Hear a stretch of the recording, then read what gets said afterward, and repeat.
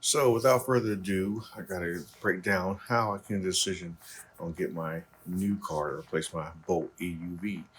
And it was a long, exhausting hunt, let me tell you. So I looked at the Tesla Model 3, Tesla Model Y, and they were both nice cars. The Model 3 was a little small, and the Model Y was way too expensive of a jump for me when you're going from the 3 to the Y. Then I had the Polestar 3, which I liked, drove well, was really fast, but unfortunately had a small back seat, too small for my family to fit comfortably. So I moved on to the next car, which is the sister vehicle, the Ioniq 5 to the EV6.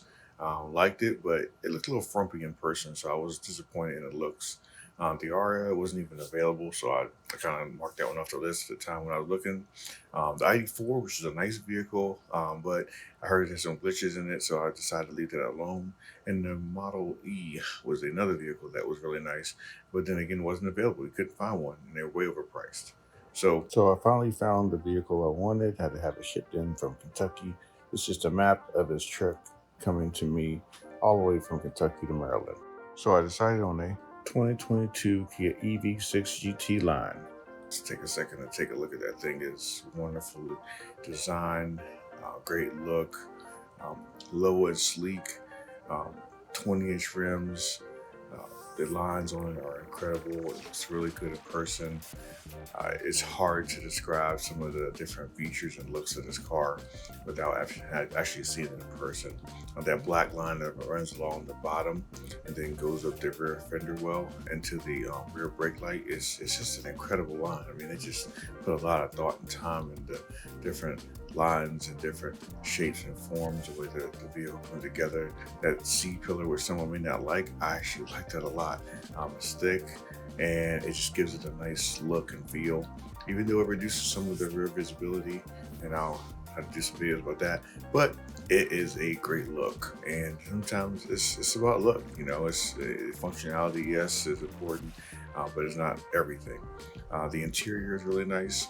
You have a wonderful dash, 12.3-inch or 5-inch screens, whatever they are, huge screens, both for the dash and for the infotainment center.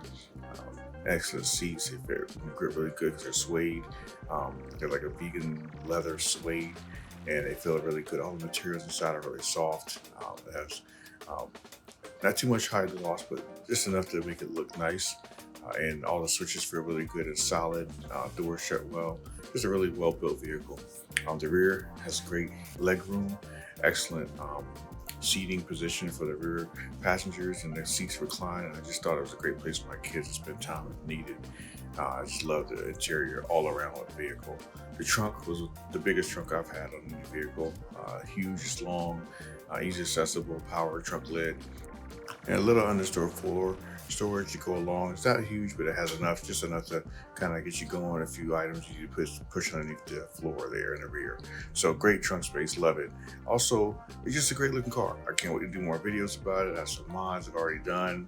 Currently, I have like 2,000 miles on it, and I have so many videos to do. I'm just trying to get caught up with just life after totaling a car and having to replace the car. It was really difficult and really tough place to be. So there's some more mods I have. I'll be going in more detail about all the mods I've done, and floor mats, and that's just a start. I mean, just some stuff that I really have been thinking about doing with the car, and I've kind of already got started. So please like and share, and check out more videos for the EV6 soon. God bless.